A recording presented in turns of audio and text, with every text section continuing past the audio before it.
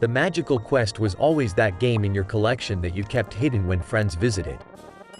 You only hung onto it because it was so darn fun, but they didn't need to know that. No one did.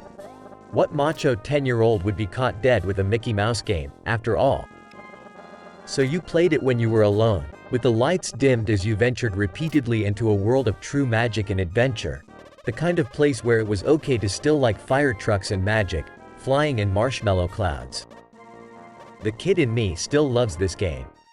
I got it years ago and my friend only knew I had it because my mom made me tell him.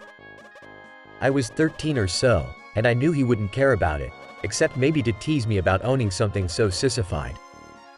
A new game was a new game, though, so the night I got it we stayed up playing it and loving the adventure. The magical quest might not seem so special at first. You're in a giant garden surrounded by giant vines ripe with vegetation.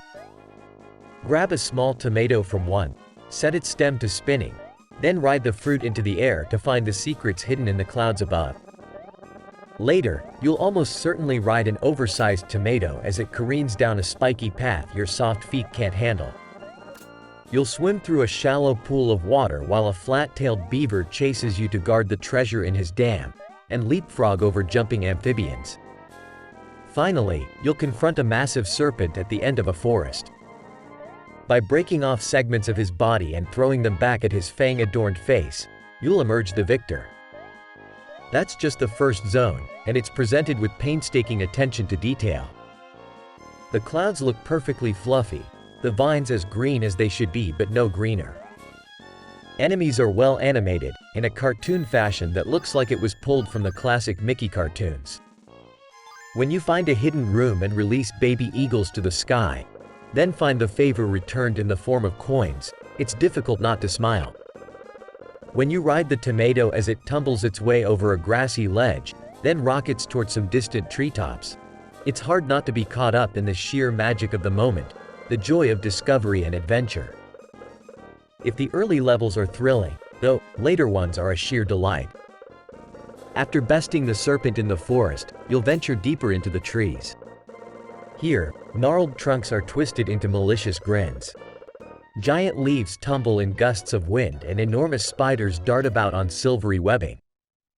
Your new defense against these is the ability to weave magical spells, then toss them toward your opponents.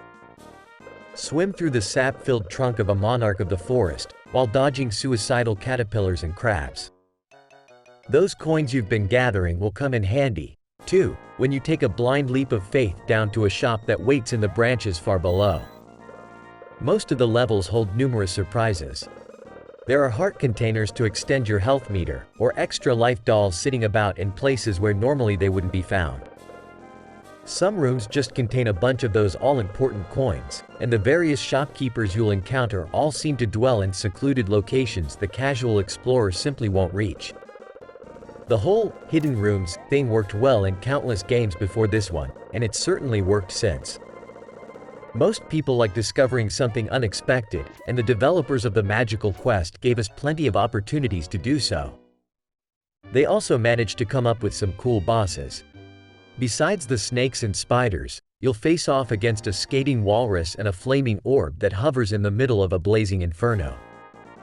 Perhaps the most unique is an eagle that can knock you from the ledges it circles just by flying past you in a mighty rush. To win against these cunning foes, you'll have to utilize your special suits to their fullest potential.